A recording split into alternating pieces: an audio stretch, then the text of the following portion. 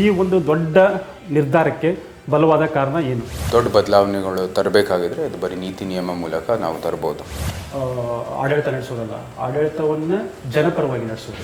ಮೈಸೂರು ಸಂಸ್ಥಾನದ ಕಾಲದಲ್ಲಿ ಯಾವ ರೀತಿ ಯೋಜನೆಗಳು ತಂದಿದ್ರು, ಯಾವ ರೀತಿ ಅಭಿವೃದ್ಧಿ ಕೆಲಸ ಮಾಡಿದ್ದು, ಅದರ ಪ್ರತಿಧ್ವನಿ ನಮ್ಮ ಕೇಂದ್ರ ಸರ್ಕಾರದಿಂದ ಇವಾಗ ಕೇಳಿ ಬರ್ತಾ ಇದೆ. ಸೊ ರಾಜವೈಭೋಗ ಬಿಟ್ಟು SAB ಇರೋರು ಬಂದು ಜನರ ಜೊತೆಗೆ ಹೇಗೆ ಬರೀತಾರೆ ಅಂತ ಜನರ ಪ್ರತಿನಿಧಿ ಆಗಿದ ನಂತರ ಇದೆಲ್ಲ ನಿರೀಕ್ಷೆ ಇದ್ದೇ ಇರುತ್ತೆ ಮತ್ತು ನಾವು ಅದನ್ನ ಪೂರೈಸಬೇಕಾಗಿರೋದು ನಮ್ಮ ಕರ್ತವ್ಯ.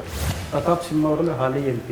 ಆರಂಭದಲ್ಲಿ ಸ್ವಲ್ಪ ಅವ್ರಿಗೆ ಮನಸ್ಸಿಗೆ ನೋವಾಗಿತ್ತು, ಎಲ್ಲಿ ನನ್ನ ಸ್ಥಾನ ತಪ್ಪಿ ಬೇರೆದವರು ಹೋಗ್ತಾ ಇದ್ದೀನಿ ಕಾರಣಕ್ಕೆ ಅಂತ ನನ್ನ ಸೂಚನೆ ಬಂದಿದ ತಕ್ಷಣವೇ ಅವರು ಕರೆ ಮಾಡಿ ಹೇಳಿದ್ರು ಎಲ್ಲ ರೀತಿಯ ಸಹಕಾರ ಕೊಡ್ತಾರೆ ಅಂತ. ಈ ರಾಜ್ಯ ಸರ್ಕಾರದ ಜೊತೆಗೆ ನಮ್ಮ ಮೈಸೂರು ಸಂಸ್ಥಾನದ ಮತ್ತು ಅರಮನೆ ಹಲವಾರು ವ್ಯಾಜ್ಯಗಳಿದ್ದಾವೆ. ಸೊ ಅದು ಒಂಥರ ಹಿತಾಸಕ್ತಿ ಸಂಘರ್ಷ ಆಗುತ್ತೆ. ನ್ಯಾಯಾಲಯದಲ್ಲಿ ಅದು ಹೇಗೆ ಅವರು ತೀರ್ಮಾನ ಮಾಡ್ತಾರೋ ಅದು ಜಸ್ಟಿಸ್ ಸಿಸ್ಟಮ್ ಇದೆ.